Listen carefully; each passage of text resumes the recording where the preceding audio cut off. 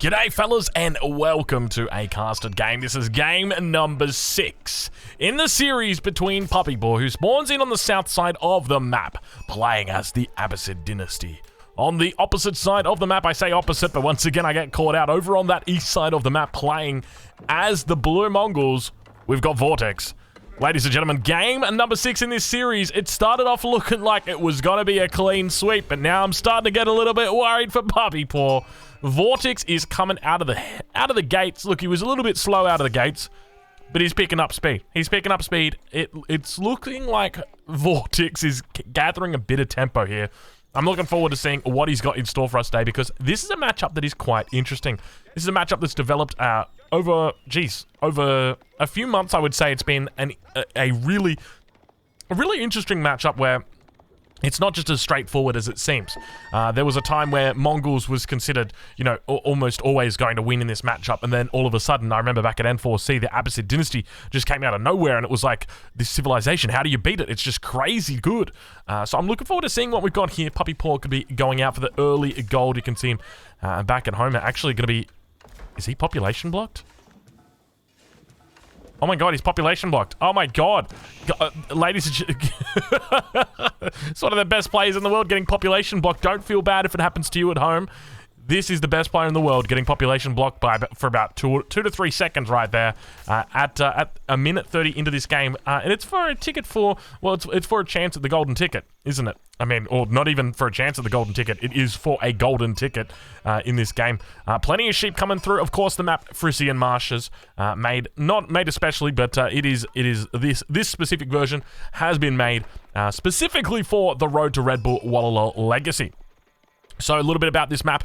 Obviously, you've got your deer out here on the map. Just plenty of deer out there. You've also got boars that are out here. Lots of sheep, berries, and then most importantly, all over the map, dotted around, you've got these little ponds of shorefish. So don't forget about those bad boys. You should be looking to try and take advantage of this in the early stages of the game, in the mid-game as well. It's more than enough food for you to be able to avoid going onto farms until at least that 20-25 minute mark. But obviously that is all dependent on whether you've got map control. And speaking of map control, Vortex going to be opening up with some attempt at gaining map control. Scout going to be coming back. We'll take a look and see how many sheep he's got. He's got 18 sheep. And that's going to give him plenty of time before he needs to start adding in pastures. By the same token, over on the other side, 19 sheep coming through for Puppy Paw. So both of these guys are with pretty similar numbers on that sheep count. But Villager going to be moving out here, as well as a couple of spearmen. Spearman looking to try and take out that scout in the early stages. All of the units coming out here together with that villager. And let's talk a little bit about what you can start to expect on a map like this. So tower rush is obviously very effective here, because you got to think about it from the perspective of Puppy Paw. What does he do? You put one tower here, you put another tower over here, and he just cries. He just sits in his corner and cries. He's got no stone, he's got no berries, he's got no gold. Yep, that is pretty much it. So this map is definitely one of those maps where it's a little bit more difficult than others to play out of the pocket, because you don't have a lot of space behind your base either. And so it can mean that obviously once you start thinking about transitioning to farms, if you are in the corner, if you don't have access to a whole bunch of land, that things really get tough for you. 4 spearmen now going to be coming out here, moving towards this position. Outpost going to be getting up almost uncontested. Well, not even almost uncontested, completely uncontested. Economic wing going to be coming through for Puppy Paw at this early stage of the game. No surprises there. We're right on board with Vortex for a bit as the barracks. Beautiful macro in the early stages of the game here. You can see him working through that. Could be looking to get more spearmen out, but at this stage, all he's going to need are just those 4 spearmen. Going to be more than enough to apply pressure here, be able to siege down the mining camp. Any further value, he doesn't really get any further value from that. Now going to be able to drop down or to take out that bounty. 25 gold, 25 food, not too bad. Outpost was looking for a little window down here, but it did look like that the Vortex fell back. He said, you know what, that position, probably a little bit too dangerous. I'm not going to bother with it. And Villager actually returns home, so it doesn't even look to put down a second outpost over on this stone mine, which I honestly would have thought would have been the play. Now, the question is, how does Puppy Paw look to respond to this? Because typically there's one response that you would normally do, and that would just be archery range, stable. And that would be it. It would be both of those two going down. You can see he's got a lot of villagers back here on on wood as well. He's got enough gold for fresh food stuff, so that's going to be coming in now. He's going to be able to save up his food for that. More spearmen going to be coming out over on this east side. 2 spears for Vortex, so we'll do a quick stock take and see where he's at. He's got 4 in this bad boy on the front side, so 6 spears out for him now. Age up coming through. It's going to be that deer stone. Now, interestingly, on this map, trading post right in the corner, so it could be deer stones as well, but not going to be the case today. Archers now beginning to come out for Puppy Paw. Barracks going to be coming down here instead of a stable, so not going to be looking to go into horsemen or anything like that. Just going to be sticking it with the standard composition. We do see archers coming out. No surprise, camel archers at this early stage in the game. This is going to stop any kind of expansion. Remember that one of the big things that you have to be aware of in the early game is that the Mongol player might look to start expanding out those outposts, and that's what those archers are going to do. They're obviously not going to be able to siege down this outpost, or if they are, it's going to be a very slow but steady siege, whereas spearmen obviously much more effective with that. But we'll check in with Vortex. We'll see how he's doing, because that deer stone's now going to be coming up in the front of his base. His gold is a little bit forward as well. Villager going to have to be forced back here. He's got 9 gold in the kitty at the moment. Looks like no wheelbarrows come through just yet. We can see it sitting down there for the moment. But your expectation is in this matchup that typically you might see a stable coming up at the early stages of the game. Oh my lord, this is interesting. Ooh la la.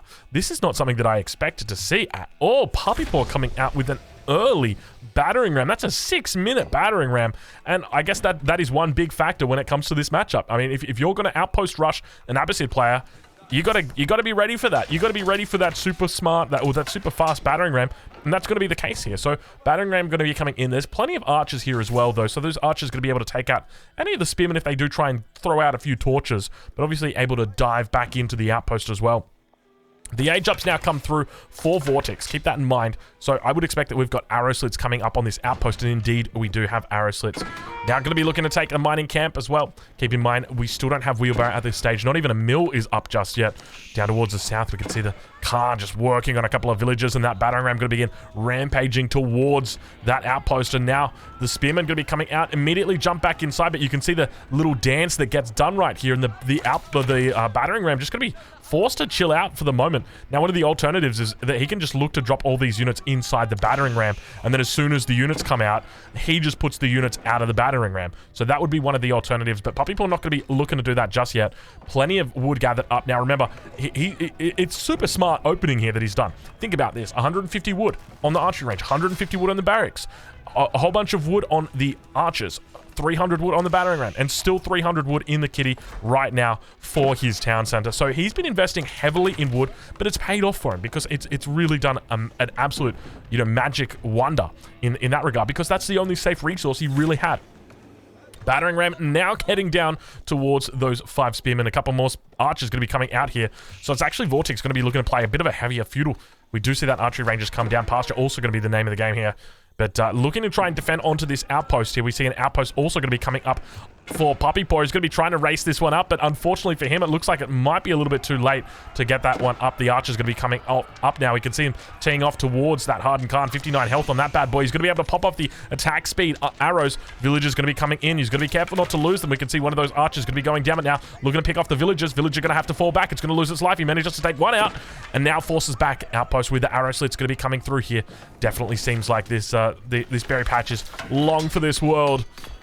We'll ride on board over with Vortex and see exactly how he does over on this eastern side of the map. Things going well for him at the moment. He's looking like he's in a really decent spot. And I love the way that he's just added in a few archers. Not a huge amount of archers, just enough to force his enemy into a bit of an awkward spot. And now you can see him scouting out, moving around, going to be running into a wolf. Not going to be able to change I'm not going to be able to change the player in time. I apologize. I had my hand in another location. But now going to be forcing out some more units here from Puppy Paw. Look at this. He's got 2 more archers in queue, trying to get this town center down.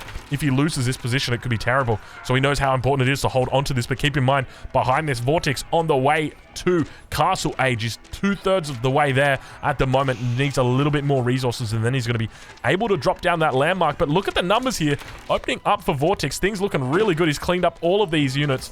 Fortunately, it looks like the villagers are going to be able to get this one up. I say that one of the villagers does go down. Second villager might go down as well. Indeed it is. And with that, he's going to have to fall back. Unfortunately, doesn't have the pace for it. Able to fall away. Town center does get up, and remember, he's got a nice little spot here for the town center. Going to be able to collect the the shoreline fish, but instead just going to be looking... Now, interestingly, decides to put the mill here instead of putting it over there, where he could have been having pretty easy access to the deer as well, so he might have to double up on those mills, but I guess in the late game, you know, he's going to be able to drop farms around it anyways. But we did see the battering ram actually did make its way back towards the outpost, and was fortunately able to clean that up. Puppy Paw on the other side, or rather Vortex on the other side of the map, now going to be dropping down the step right out. It's going to be coming down for him. And already that age 3 going to be coming in at such an early age 3. And let's have a look and see what he does. Now, I would be suspecting in this position that he would be going heavy men-at-arms as well as heavy crossbows. And part of the reason why... Now, obviously, you don't want crossbows just yet. There's no armor coming out from your enemy. But knights on this map, it makes it a little bit harder to use. Just typically... Never mind. It's going to be a second stable that comes out. I was going to say, or rather, it's going to be a first stable that comes out, but it's a bit harder to use knights on this map, just simply because your enemy's got his back to the wall. Now, obviously, raids are still going to be effective, but as you can see right now, immediately Puppy Paw puts up a wall, and now this raid that could have potentially come in on the south side gets completely, you know, it gets completely stalled out. And this is part of the reason why I think on a map like this, the cavalry is not as important as something like a very solid infantry push, which is what you'd expect, you know, that men-at-arm sort of crossbow push. We'll ride on board with Vortex Zone, see how he's doing. We can see that he's now getting through arrow slits on another outpost. So it's going to be that one that's protecting up the gold here. He's moved the Gur away, so villagers now going to be turning their attention towards that. My suspicions from here is that he'd be looking to drop down a market as soon as a market and a prayer tent. So we've got the first of them. It's going to be the prayer tent. Interestingly, going for the prayer tent before the market. But I'm sure the market will be coming down soon. Gur just chilling out idle in the economy, as Gurs love to do for the meantime. We'll ride on board with Puppy Paw and see how he's doing. He's going for a full wall. Look at this. Walling all the things, and he's got so many resources behind here. Remember that. Remember that he's got plenty of resources back here. So we're talking plenty of wood. He's got about, what, 3 wood lines? Something ridiculous like that. Khan coming in, trying to pick off these villagers. It's probably going to get this one as well. You can see how much damage it does. It's got plenty of range on it as well. Villager going to go down. But the full walls come through now. So with that, he's going to be able to take advantage of these fishing ponds. You can see out here, as well as he's got the deer hunt in here. Plenty of wood, second gold as well. So he's got that gold on the front side. Also got a second gold up towards this position. So for Puppy Paw right now, I'd love to see him try and get to age 3. You can see him really fighting for it, but he's actually just going to be sticking to age 2. I think he's fearful if he goes for age 3 that he's just going to die. But my fear is that if he doesn't go for age 3, that he's going to die anyway, because the biggest thing that he needs right now is some sort of keep, just to try and keep his position alive. But I guess the reality is that death push from Vortex, it's only a matter of time until it begins. The blacksmith will eventually get dropped down. The improved siege engineering will come down as well. We now see the market as well, which would mean that we're probably going to be seeing a town center coming in within the next minute or 2 here. Now, when we take a look at that prayer tent, we're going to see double production of those shamans. He's going to be heading those ones out onto the map. We'll take a look and see exactly where he's going. It's going to be the closest relics first. On the mini-map at the moment, 5 relics are out. We can see that there's 1, 2 safe relics, and then 1, 2, 3 contested relics out on that map. So he's going to be looking to pick those up and now splitting up those shaman and moving in each direction. But Stepford out. Going to be researching the double broad axe. Going to be researching the wheelbarrow. And he is focusing heavily on his economy as the second town center is now coming up for Vortex. He knows how to play this game. He's done it a million times before. He's got great map control, and with that, he's going to be able to pick up relics. He's got the age advantage, and keep in mind, Puppy Paw's invested a lot of resources into these walls. So I don't know exactly how many resources he's got, but if I had to do an estimate, I would probably say about 200, maybe, yeah, about 250 wood into these walls. So not a huge amount, but obviously there's villager time associated, or villager idle time associated with that, and that also distracts it. He also lost a villager that was building up there. But now, age 3 coming through for him. It's going to be the culture wing, I would suspect. Indeed, it is the culture wing. And I would hope that he goes heavily onto stone here and looks to try and get a keep up to keep himself alive a little bit longer. But as I mentioned, the problem's going to be if Vortex goes for that big death push. You know, you expect to see the blacksmith come out. You expect to see that improved siege engineering. So definitely... it keeps you alive for a little bit. It buys you time, and that's what you're looking for. But the problem's going to be that those trebuchets are just going to work their way through your base eventually. And that's where it gets so hard, because you will expect to see a ditch get drawn up or get dug out. You know, those fortifications that I love to refer to as the... what do I call them? I call them something... I can't remember what I call them. This must be that classic COVID settling in, the long COVID right now. you know, the trenches. That's the one, trench warfare. Yeah, I would expect that we would start to see trench warfare coming in almost on the front side here. Interestingly, no villagers have even really come out to begin building just 1 or 2 outposts out here. But now we're going to be able to break through those walls, and we do begin to see the outpost coming down for Puppy Paw. He's going to hold on in this position, Spearman, as they begin to move out. And now things looking good for him. He's holding on at the moment. We'll do a quick stock take. 58 villagers for Puppy Pork and better. 51 for Vortex. So he's only 7 behind. And he's got the relics on the way in as well. Keep in mind, he is slowly but steadily catching up. And I think the big factor is that not necessarily that he's catching up, but that he's keeping the same distance between the village accounts than what he used to have. We now see those relics being picked up, and Vortex actually moving out on the map, looking for. He's not actually looking for that last relic. I don't know what he's doing. This unit might just be being chilling for the moment, making his way around. Uvu gets denied. With the Uvu getting denied, we also see that the blacksmith is going to be delayed before it can get that improved siege engineering up. As soon as he obviously drops down that Uvu, he's now depleted back in the base. He could have tried to fit a blacksmith down here, but obviously it's tough. It's just much easier to go and drop his next blacksmith on his second Uvu, and that's exactly what he does. And now I suspect we would see improved siege engineering beginning to be researched almost immediately. Any second, but he's going to be focusing on these camels. We're going to try and take them away. 4th relic on the way in as well. Rather, 3rd relic on the way in. Still don't see any improved siege engineering, but a couple of those knights going to be falling back from that position. At the same time, back towards the base. We'll have a look and see exactly how Puppy Paw is doing. He's chilling out for the moment. Veteran spearman coming through. Crossbow spear is going to be the composition he looks for. A decent composition makes sense against the fact that his enemy's going heavy lancers. It's going to be a very potent composition. Conversion over on the west side. It's going to get taken out before he's even got the chance for me to scroll over there. We ride back on board over with Vortex, and we do indeed see that improved siege engineering on the way in now. 2nd blacksmith going to be thrown down here. He's going to be looking for double upgrades, so might be ranged upgrades, you know, ranged armor, ranged attack, that sort of thing. But he's going to be able to scout out these units as well. We see the scout just running straight through. I don't know whether he's done a command to select all of his units and as a result brought that scout through, but it's exposed a lot of the military. He's going to know that it's going to be crossbow and spear, and we do begin to see that trench being built. So now we see double outposts coming up. He's going for 2 more on this front side as well. Aggressively placing these. It's going to be sprinkled in placements that we do see coming through. 1,300 gold in the bank. A little bit of a raid up towards the North Lancer. Going to be able to pick off a Camel Archer. Camel Archer not going in behind the fence when he very, very easily could.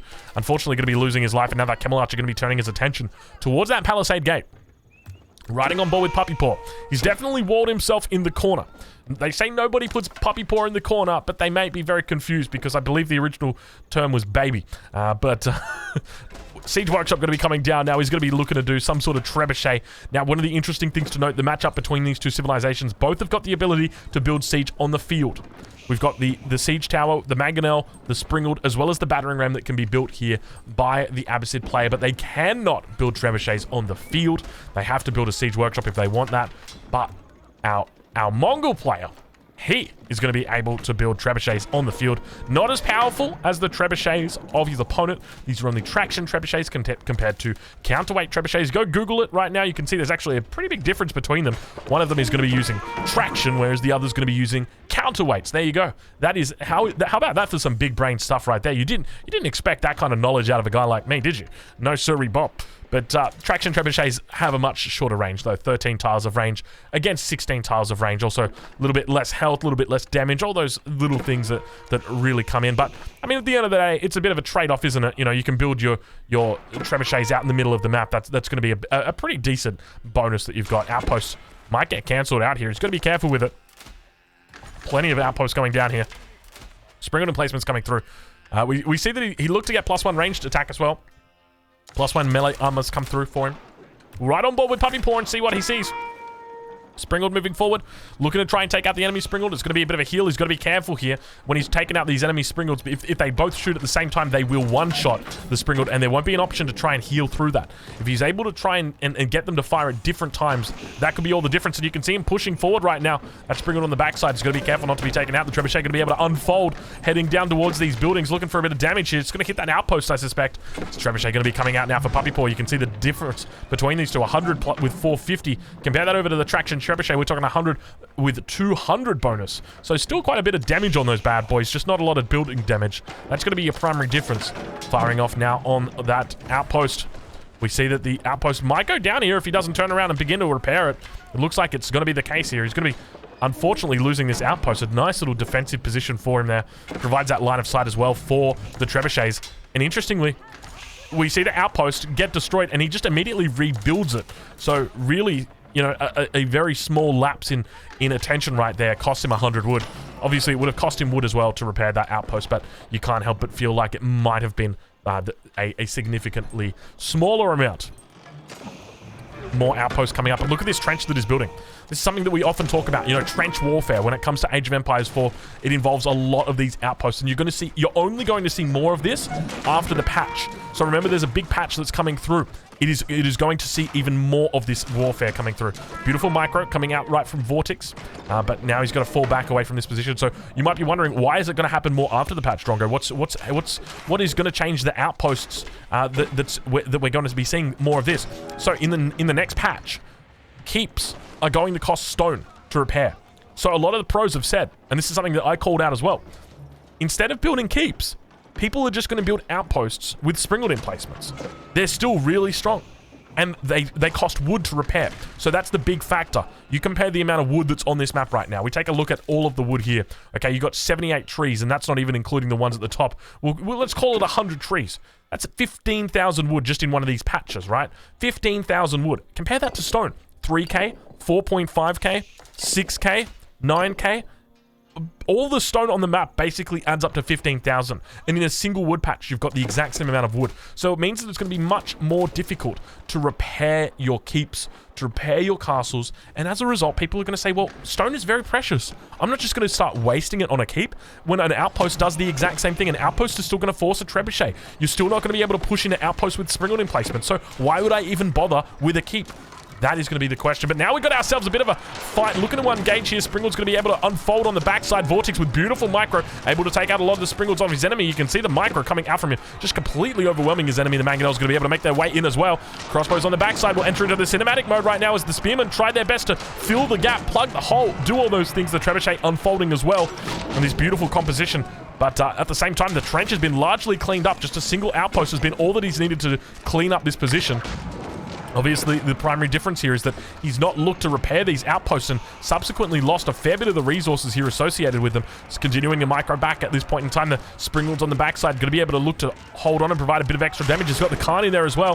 Crossbow together, working their way through this force, but at the same time, Crossbows on the backside with the Spearmen just really soaking up all the damages underneath these outposts. But keep in mind, all the outposts with those Springald emplacements have been cleaned up by that Trebuchet. So the single Trebuchet has been able to clean this up, but it looks like at this point in time, the crossbows are a little bit overextended. They're going to have to force their way back, shoots two crossbows in the face, sits them down, and marches back upon his way towards his enemies, or towards the base of his home.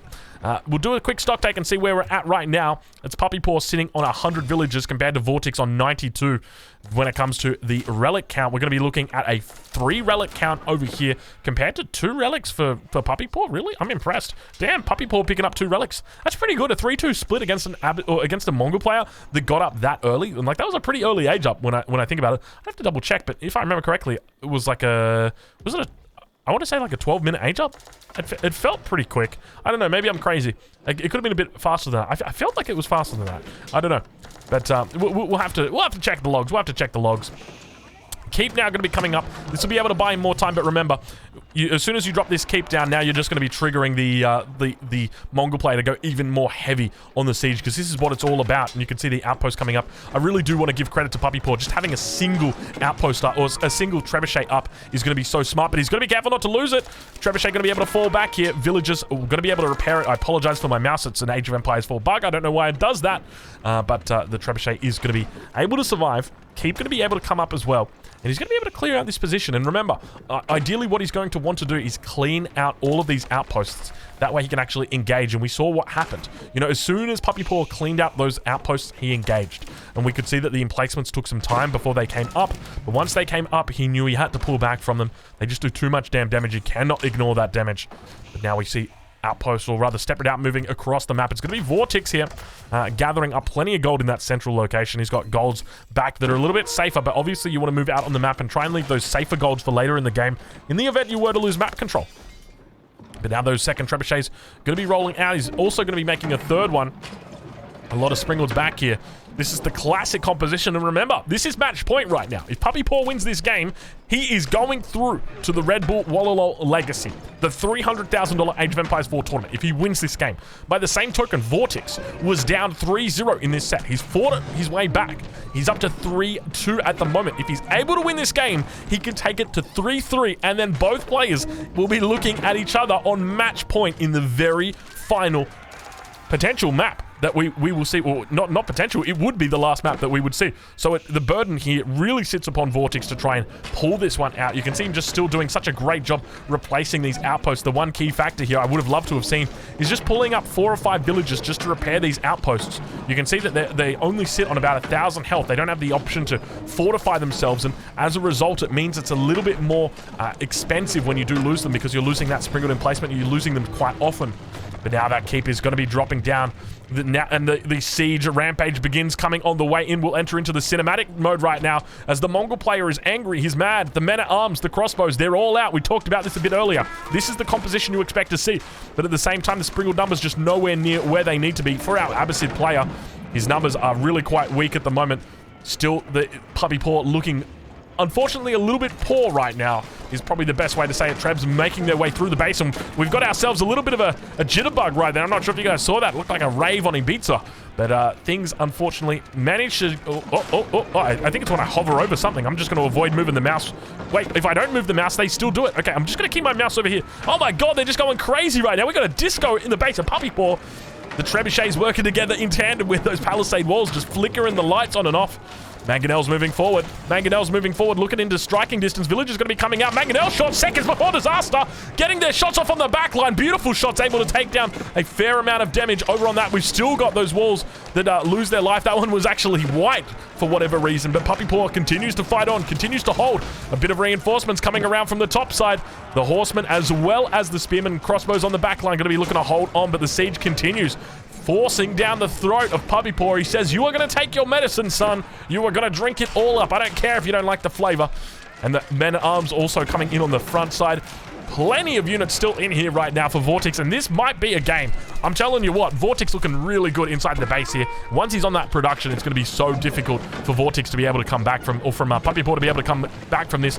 And now that second landmark is going to be going down. The first one still remains. It's going to be that House of Wisdom that sits on the backside. You can see that landmark is going to be going down. I like the fact that he's brought up this battering ram just as a token gesture. He's like, hey, the battering ram, you let it distract you.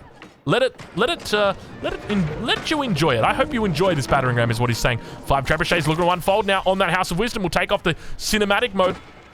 Puppy Paw is fighting for his life right now. He knows that in the event that this game does go in the way of Vortex, he's going to be forced to Game 7 match point for both players.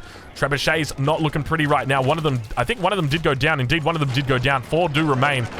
That town center looking to try and get healed up. Vortex keeping his head above water on 155 population at the moment compared to Puppy Paw on 122. A little bit of a raid coming down on the backside. Still getting cleaned up by the crossbows, doing a decent job. More villagers moving out. Keep going to be going down on the middle of the map. And things starting to look good. We've still got our dancing trebuchets as well as our palisade walls. They've turned off the neons for the moment. The RGB is off. You know what happens when the shirt comes off, the RGB goes on. But now farm transition is coming through for Puppy Paw. He's still got plenty of food that he's got out here to access. I don't know exactly what the plan is behind this. Maybe he's a little bit fearful of moving out. It always is that case. I know a lot of these younger guys, you know, Gen Y, Gen Z. Gen Y? Gen Z? Which one am I? I'm a millennial. Gen Z, the Zoomers. It's going to be tough for them. It's going to be tough for them, man. The housing market at the moment, the economy, the world, it's not a good place. It's not a good place to be. But, we were talking about Puppy Paw, you know, Puppy Paw moving out, that sort of thing. But look, it's a complicated joke. You guys probably wouldn't get it. But anyway, Vortex, he's looking good. He's looking really good. 136 population at the moment for Puppy Paw. Compare that to Vortex, 180. Things are looking very good for him. A lot of units going to be pushing out here. He's also switched into Spearman. So it's going to be that mix, that Spearman Crossbowman mix. It's a mix that we start to see quite a bit. And he's going to be able to try and siege through these buildings on the front side. Still got a couple of of Mangonels on the backside. Puppy Paw going to be looking to add in a Springald, a single Springald at this point. He's got so many resources in the bank. He could even look to go to Imperial here. Now, keep in mind, if he does go to Imperial, that's actually going to be able to increase the health of that landmark.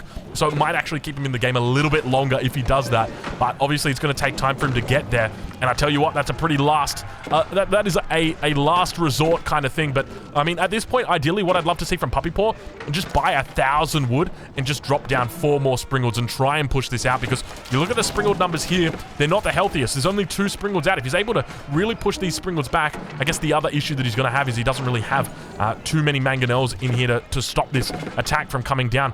3, 4 Springalds now going to be coming out for him. Puppy Paw looking at posture will enter into the cinematic mode as the 2 Springalds come out to greet the enemy forces. House of Wisdom now going to be under attack. You can see it's down at about 90% health, maybe 85% health. Slowly but steadily losing its life. Springald Micro coming out. Keep in mind, still yet to see an Imperial Age coming through from either of these guys. Puppy Paw and Vortex still both in the 3rd age at this point. Beautiful Micro coming in. Going to be able to pick that one up, but losing a lot of units on the front side. The Man-at-Arms going to be able to take out, at least try to take out that Springald. Springald forced back. It's going to need some repairs if it wants to get back out and fight. But the numbers not looking good right now. Puppy Paw trying his best to hold on. It's still not looking pretty. Trebuchet's moving in. Trench still not yet to come forward, but the neons on the RGBs over on the fence is still popping off. At least they were for a little bit. Mangonel's moving forward. Mangonel's looming. Mangonel's looking. Mangonel's finding. Mangonel's firing. And it's a big shot down on the backside, managing to take out. That is the biggest Mangonel shot I have ever seen. That thing was huge, and another big shot on that backside. Look at the damage coming out right now from that. Huge damage.